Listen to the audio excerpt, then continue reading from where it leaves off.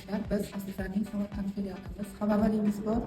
Qodir va Dilrabo opamiz aynan shu filialimizda savdoni amalga oshirganlar, to'lovni o'z vaqtida amalga oshirganlar uchun tillagi teng to'lov aksiyamizning g'olibasiga aylandilar. Ya'ni mana shu tilla komplektni yutib oldilar. Qodir va Dilrabo opamizning o'z xohish va istaklariga binoan ish joylariga borib, tantanali ravishda topshiramiz.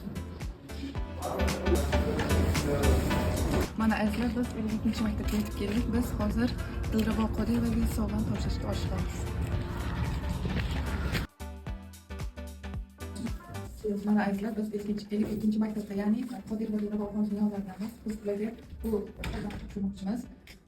Opamiz bu maktab direktori ekanlar. Opajon, sizning fikringiz ham bizga qiziq. Buni qanday yutib olganingiz haqida bizga e'lon qilsangiz. Xuddi mana shu yerda asl zargarlik do'konidan kelib o'qituvchilarimizga tilla olish taklifini berishgan edi. Xuddi shu joyda mana shu qo'limda o'z topib yurgan soatimni olgan edim. 10-gacha to'lov qilish kerak ekan, to'lovni qildim. Keyin tilloga teng to'lov aksiyasidan o'zi aslida xabarim yo'q edi, lekin mana telefonimga bir necha marta SMSlar kelgan ekan, ishtirokchiga aylandingiz deb. Men befarq qaraganman-da. Uncha e'tibor bo'lmagan ekanim. Keyin jonli efirda telefon orqali menga telefon qilishganda to'g'risi ishonmagandim. Hazil tariqasida qabul qilgan edim. Lekin bu haqiqiy, haqqoniy aksiya ekan, chin ekan.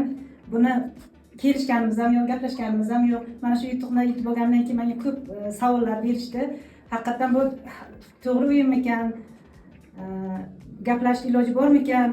Yana ba'zilar yarmini berib balki olgandirsiz degan savollar bilan murojaat qildi, lekin o'zingiz shu o'yinda qatnashganingizdan keyin haqqoniyligiga ishonar ekansiz.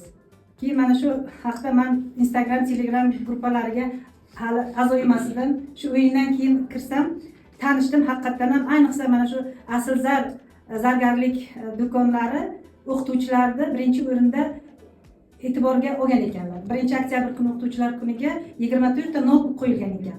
Agar bizlar oldinroq mana shu aslzardan mahsulot olganimizda ana shu 24 ta notebookdan birortasi mana shu o'qituvchilarimizga nasib qilgan bo'lardi. Ya'ni mana bayramlarda, ayniqsa yangi yilda ham aksiya o'tkazilgan ekan.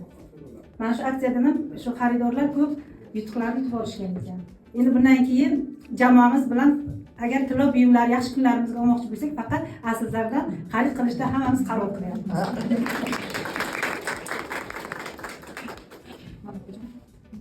Rahmat.